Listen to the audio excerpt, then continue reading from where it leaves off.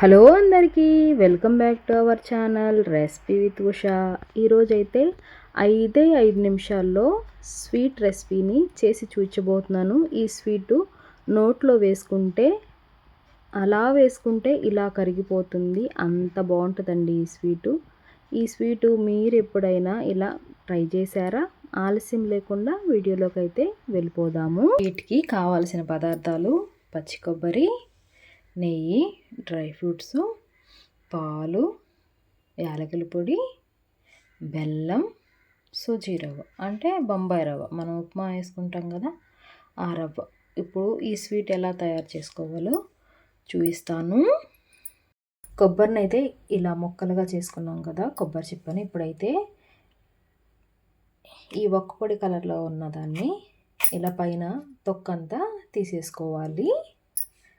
ఇప్పుడైతే వెనక పాటితే తీసేసుకున్నాం కదా, చిన్న చిన్న ముక్కలుగా కట్ చేసుకోవాలి కొబ్బరిని. ఇలా అయితే అన్ని ముక్కల్ని కట్ చేసుకుందాము. కొబ్బరి ముక్కని ఇలా కట్ చేసుకున్నాం కదా, ఒక గిన్నెలోకి నీళ్లు తీసుకొని ఇందులోకి అయితే వేసేసుకోవాలి ముక్కల్ని. ఇలా వేసుకుని ఒకసారి అయితే కొబ్బరి ముక్కల్ని కడుగుదాము. ఎందుకంటే చెక్కు తీసాం కదా, చెక్కు తర్వాత కుస్తంత దుమ్ము అనేది ఉంటుందని. ఇప్పుడైతే ఇవి నీళ్ళలో నుంచి తీసి మిక్సీ జార్లో వేసుకోవాలి. ఇది ఇప్పుడు మెత్తగా గ్రైండ్ చేసుకోవాలి. కొబ్బరి పేస్ట్ లాగా రావాలన్నమాట. నలగకపోతే ఒక చుక్క వాటర్ అయినా పోసుకోవచ్చు.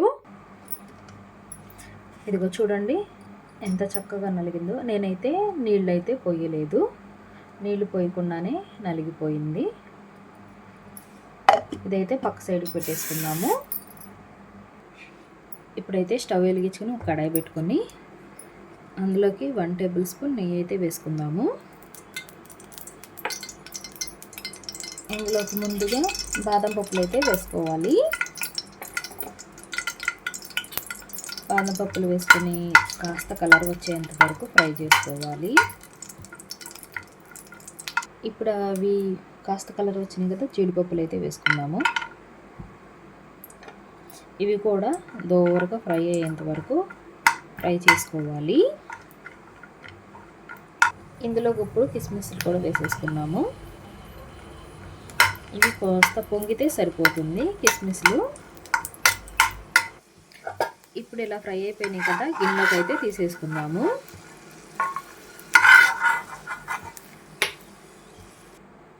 నాకు ఇదే కప్పుతో పచ్చి కొబ్బరి అయింది, అందుకని అరకప్ప బొంబాయి రవ్వ వేసుకుంటున్నాను. ఆ నేతిలోనే వేసుకుంటున్నాను, ఎక్స్ట్రా ఏమీ వేయలేదు. వేసుకొని కాస్త దోరగా ఫ్రై అయ్యేంత వరకు ఫ్రై చేసుకోవాలి. కాస్త కలర్ వస్తే సరిపోతుంది. రవ్వ అనేది వేగి మంచిగా వాసన వస్తుంది. ఇప్పుడైతే ఇందులోకి పచ్చి కొబ్బరి మనం మిక్సీ పట్టాం కదా, ఇది కప్పు అయింది. ఈ కప్పుతోనే మనం అరకప్పు బొంబాయి రవ్వ అయితే వేసుకున్నాము. ఇదంతా ఒకసారి కలుపుకోవాలి. పచ్చి కొబ్బరిలో నుంచి తేమ పోయి ఇలా పొడి పొడిగా అవ్వాలి. అంతవరకు మీడియం మంట పైన ఇలా ఫ్రై చేసుకోవాలి రవ్వను, పచ్చి కొబ్బరి. ఇప్పుడైతే ఇందులోకి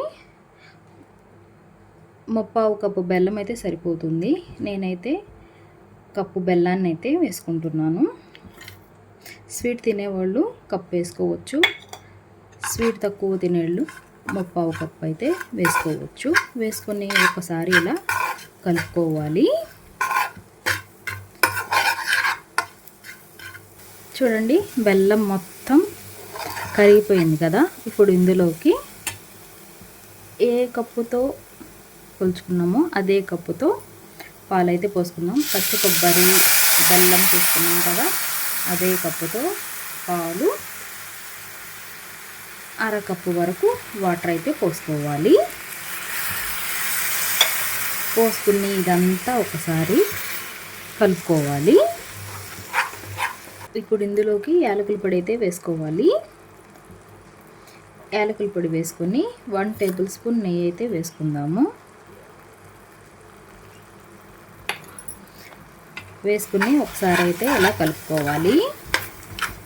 ఇప్పుడు ఇదంతా దగ్గరికి వచ్చేసింది కదా, ఇప్పుడైతే ముందుగా మనం ఫ్రై చేసి పెట్టుకున్న డ్రై ఫ్రూట్స్ అయితే ఇందులో వేసేసుకోవాలి. వేసేసుకొని ఒక్కసారి ఇలా కలుపుకోవాలి. మన స్వీట్ అయితే రెడీ అయిపోయింది. ఇప్పుడైతే స్టవ్ ఆఫ్ చేసుకోవాలి. ఇప్పుడు గిన్నెలోకి ఈ స్వీట్ అయితే తీసేసుకుందాము.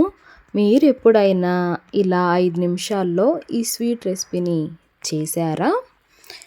ఈ స్వీటు నోట్లో ఇలా వేసుకుంటే అలా కరిగిపోతుందండి, అంత బాగుంటుంది. మీరు కూడా ఒకసారి ఇలా ట్రై చేయండి. నా వీడియో మీకు ఎలా అనిపించింది? నా వీడియో నచ్చితే లైక్ చేయండి, సబ్స్క్రైబ్ చేయండి, కామెంట్ చేయండి. మరొక రెసిపీతో మీ ముందు ఉంటాను. Recipe with Usha.